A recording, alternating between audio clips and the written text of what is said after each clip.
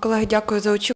Dear colleagues, thank you for waiting with the latest update from the anti-terrorist operation zone. Colonel Lysenko, the National Security and Defense Council Information Center spokesman. Good afternoon, dear colleagues.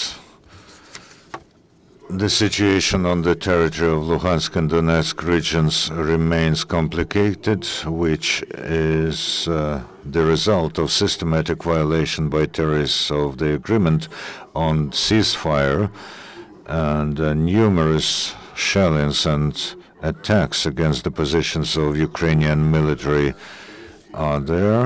Also, the shelling of residential blocks. The epicenter of combat action is still Donetsk airport. After two shellings from tanks and Grad batteries, the militants yesterday 4 times tried to storm the airport, and today at 6 a.m. the assault has renewed. The combat is still ongoing, so the detailed information will be forthcoming. Also, the terrorists have more than once shelled from artillery, mortars, and fired from rifles, from small arms, the positions of anti-terrorist operation in Ridko, Dubny, Kishinev, and Avdiivka. The military patrol has one member of a military patrol died as a result of explosion of a landmine. And yesterday, our military have sustained losses, 1 killed and 18 wounded. The administration of the President of Ukraine decided that from next week, all DNA examinations of the bodies of the people killed of participants of anti-terrorist operation will be done in the laboratories of the Ministry of Interior. The ministry has 17 modern laboratories that are able to do this. In order to have the bodies examined, the families of missing in action should address their request to the District Department of Militia, and the DNA will be in the single joint database. At the moment, 552 unrecognized bodies require such examination. On Donbass, the trilateral clearing groups of observers has been completed. They will monitor the ceasefire and stabilization of the line of delineation. Now you see such members of these trilateral groups. They all are without arms, and they have white stripes on their sleeves, and NM stands for Observation Mission. They will very soon go to the sectors that are designated with the flag of OSCE. At the moment, the work of the group has not started because the illegal armed formations have not given their consent to this, and they are violating the regime of ceasefire. There were no clashes or shellings on the Ukrainian-Russian border. At the same time, in the vicinity of Milerovo and Frolovka, Rostov region, at the next to Krasnotalivka, Belovodsk in Luhansk region, the arrival of new units and armored machinery was detected, and they are dispersed along the state border. Also, at the station of Ostrekovo in the temporarily occupied Crimea, a cargo train was spotted with 5 APCs with inscriptions for Donbass and for Novorossiya. 2 drones were observed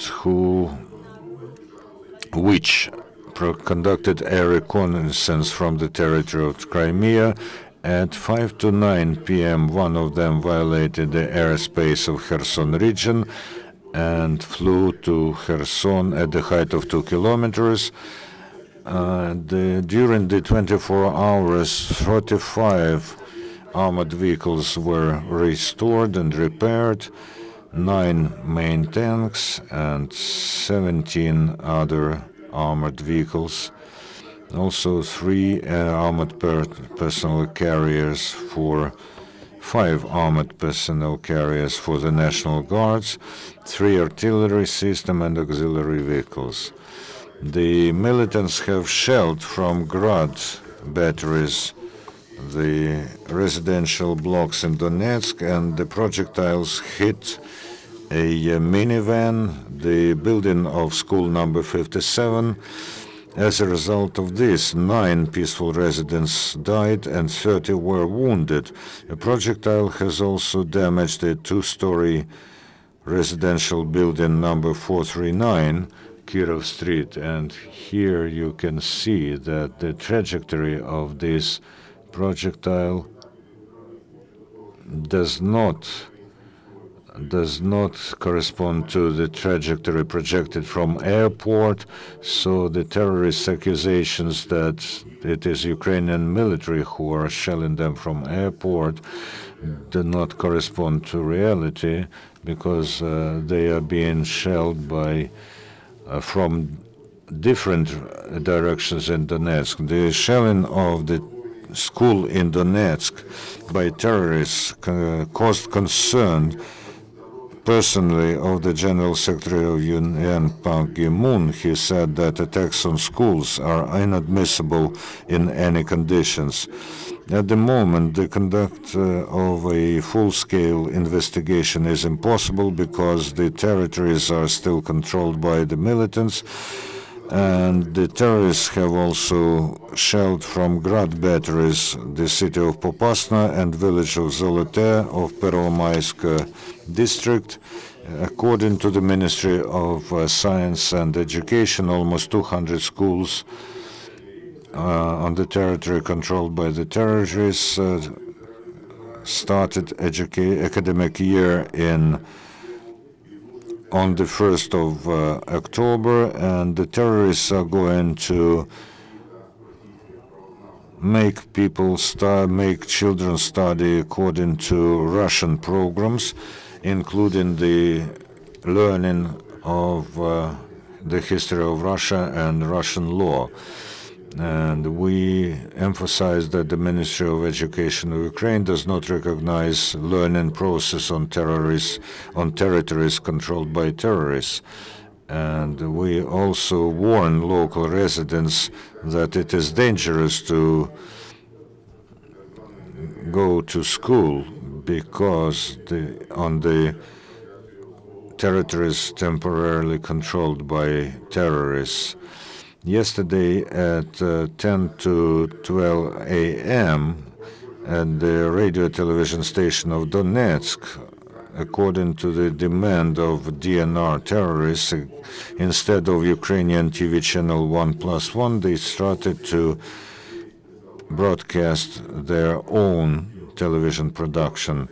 As a result of terrorist sections in Lugansk region, 92 airlines, 41 substations, and 1,150 transformators were damaged. 64 populated centers are totally without electricity, and 10 partially, including Luhansk, Lutugine, Pervomaysk, Kirovsk. In the private sector of Luhansk, there are disastrous after effects of the damage of the electricity lines. And as a result of shellings by terrorists, the centralized water delivery in Krasnoarmeysk, Dobropilsk districts, and also in cities Krasnoarmeysk, Dmitrovo, Selidovo, Girnik, Ukrainsky, Novgorodivce, Dobropilya, and others, has been stopped. And we will remind you that the population of the region at the moment amounts to 500,000 people. The restoration and reconstruction of the ruined infrastructure and life support system on the liberated territories is going on.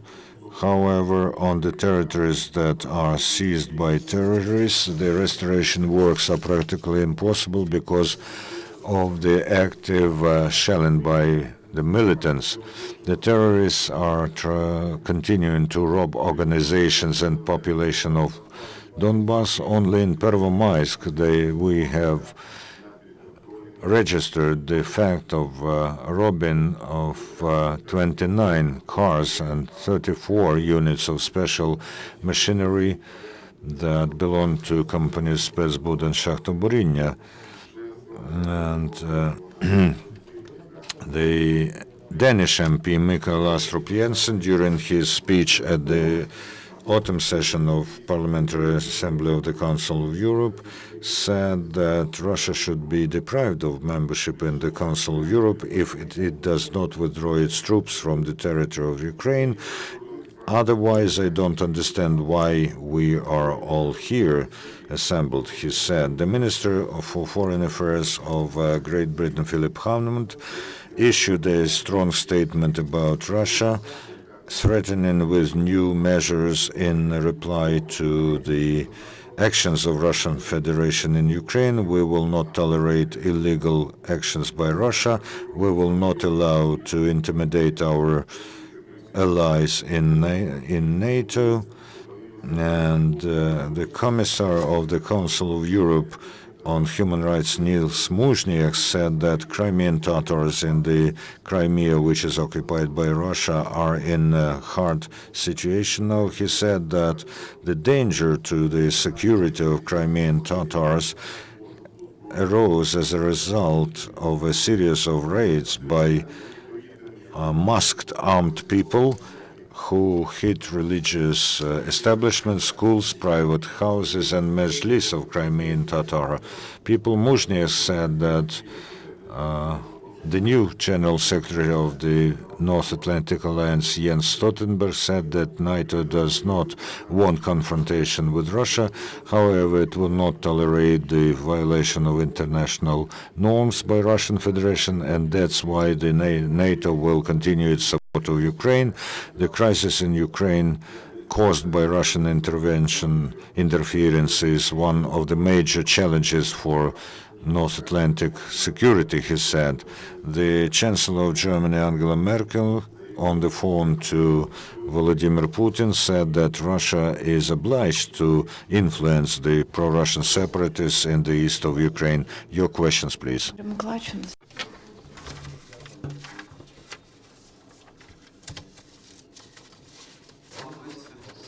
1+1 TV channel. As for the airport in Donetsk, do you have any news about our losses? As of the situation today morning, there were no killed people, there were only wounded servicemen. Whether they will be reinforced and whether they will receive any assistance, we continue to supply the airport with necessary assistance and people because the airport is not so-called. From the Atlantic. The DNR election commission, so-called election commission last week, said they plan to hold elections in Slavyansk and Mariupol by November 2nd. Could you please comment on this, what this means?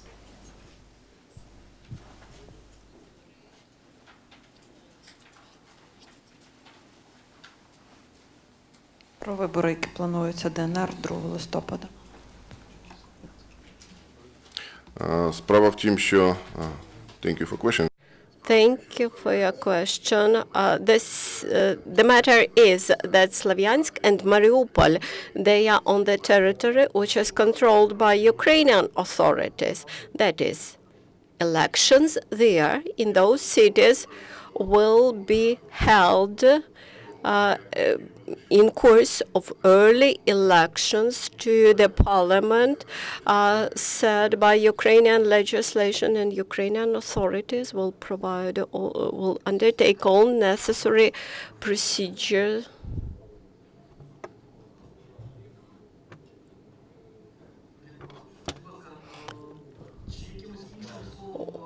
whether you can find the better word for this ceasefire, because you mention every day about new attacks of terrorists. Maybe you should find better word for this situation than ceasefire.